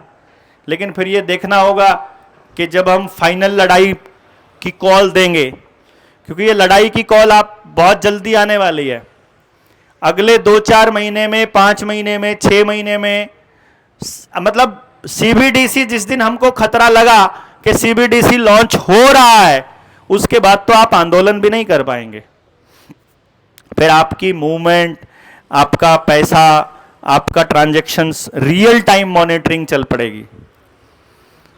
तब तक एक दूसरे के साथ इस तरह का कोलैबोरेशन कीजिए कि आप अपनी सेवाओं के बदले एक दूसरे को सेवाएं दें, बजाय इसके पैसों में आपको जरूरत पड़े। पैसे की कम से कम जरूरत पड़े अपना घर चलाने के लिए, ज्यादा से ज्यादा ऐसे लोगों से जुड़ो। किसान से जुड़ गए, इलेक्ट्रीशियन से जुड़ गए, प्लम्बर से जुड़ गए, दूसरे व्यक्तियों से जुड़ गए, उन्होंने आपके लिए कुछ किया, आप उनके लिए कुछ कर दीजिए। हो गया सेवा का आदान प्रदान। यही तो होता है। सेवा के आदान प्रदान को महत्व देना स्टार्ट कीजिए। असली धन कमाने की दिशा में सोचिए। असली धन पशुधन है, मेहनत है, सेहत है, लोग हैं, समाज है, मिट्टी है, जमीन है। इस दिशा में काम स्टार्ट कीजिए, अधिक से अधिक संख्या बढ़ाइए और आने वाले वक्त की लड़ाई के लिए अपने आप को तैयार कर लीजिए। हम पूरे देश में घूमकर आपके जैसे लोगों को, लड़ने वाले लोगों को, बोलने वाले लोगों को तैयार करने का काम कर रहे हैं। आपकी जानकारी में वहां कोई भी अगर ऐसा मिलता, जैसे कल से हमारी ट्रेनिंग चालू है झारखंड में, है ना, रांची में कल ट्रेनिंग है। कोई आपका जानकार रांची में है तो उसको बोलिए कि वो ट्रेनिंग में वहां पहुंचे। इधर अपनी 2, 3, 4 तारीख को है तो महाराष्ट्र के लोगों को बोलिए वहां पहुंचे ज्यादा से ज्यादा संख्या में। फिर हमारा 27 तारीख को भी एक कार्यक्रम है यहीं पर पुणे में ही है, वहां लोगों को लेकर के आइए। आप लोग मसले को समझ रहे हो लेकिन सब लोग नहीं समझ रहे हैं। मसला क्योंकि गंभीर है, पेचीदा है, कभी किसी ने इस पर चर्चा नहीं की है, इसीलिए ज्यादा बार बोलना पड़ेगा। जैसे क्लास में होता है ना, मास्टर जी ने कोई नया टॉपिक छेड़ा है तो नया टॉपिक सबको थोड़ी समझ आ जाएगा पहली बार में ही। 3-4 बच्चों को समझ आएगा पहली बार में, फिर 3-4 बच्चों को रिवीजन में समझ आएगा, फिर कुछ बच्चों को रिवीजन में आएगा, और कुछ तो कहते हैं समझ में नहीं आता, पेपर से पहले रट्टे मार लेंगे, बात खत्म। उनको आता ही नहीं है कभी भी। तो ऐसे ही इन आंदोलनों में होता है, बहुत से लोग बोलना सीखेंगे, बहुत से लोगों के अंदर मीटिंग्स में ज्वाइन करने का हौसला बढ़ेगा, बहुत से लोगों को कुछ समझ में नहीं आएगा, बस वो ये कहेंगे भैया जनता सरकार मोर्चा वाले ठीक काम कर रहे हैं, बस तुम लगे रहो, हमें बता देना हमको करना क्या। ऐसे भी मिले ना लोग बाग, तो उनको ये मालूम होता है कि ये ठीक काम कर रहे हैं। तो आप लोग बहुत अच्छा काम कर रहे हो। अभी कमिश्नर साहब को ज्ञापन देने का कार्यक्रम है, तो हम लोग सारे के सारे चलेंगे या उनके अधिकारी आएंगे, क्या होगा ये रियाज भाई आपको बताएंगे। आप सब लोगों ने इस लड़ाई के अंदर पार्टिसिपेशन किया और मैं इस उम्मीद में कि अगली बार ये पार्टिसिपेशन और ज्यादा संख्या बढ़ के आएगा। मैं अपनी बात यहीं खत्म करता हूं। आप नगर में जो आंदोलन हुआ, आप बोलिए ना, हाँ। जब्ती रुक गई उसकी 22-23 की 2-3 जब्तियां। 22-23 की कितनी जब्तियां थी? 3-4 जब्तियां पूरी मिल के 7 जब्ती थी। कितनी? पूरी मिल के 7 जब्ती थी। जिला अधिकारी के तरफ जो आंदोलन किया उसने, डीएम ने वो पूरी स्थगिति दे दी उसको। अब कैसे स्थगित दे दी भैया? आपका संख्या बल है, आपने डिप्टी कमिश्नर के पास जाके अपना प्रेजेंटेशन दिया और प्रेजेंटेशन उसको समझ में आया कि ये लोग लॉजिकल बात कर रहे हैं, और जैसे ही बात समझ में आई आपका कुड़की रुक गया। लेकिन ये टेम्परेरी रुका है, परमानेंट रोकने का इलाज करना है इनका। परमानेंट इलाज के लिए आपको ये आवाज बुलंद करनी होगी कि भारत के ओंकार है, जनता ही सरकार है, इनकलाब जिंदाबाद, इनकलाब जिंदाबाद, जय हिंद। तो सभी ने बहुत ही ध्यान से इन विचारों को सुना और किस प्रकार से हमें संगठित होना है, क्योंकि एकता में बल है। अगर हम संगठित नहीं होते तो ये अगली बार ज़्यादा लोगों को ला करके हमारे ऊपर दबाव बनाएंगे।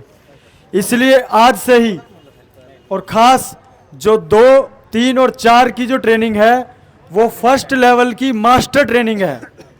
पहले जो फर्स्ट लेवल की ट्रेनिंग ले चुके हैं उन साथियों का भी इसमें आना बहुत ज़रूरी है, क्योंकि अभी भी उन साथियों को भी पूरा ज्ञान नहीं हुआ है और वो बोलना जो है नहीं सीख पाए हैं।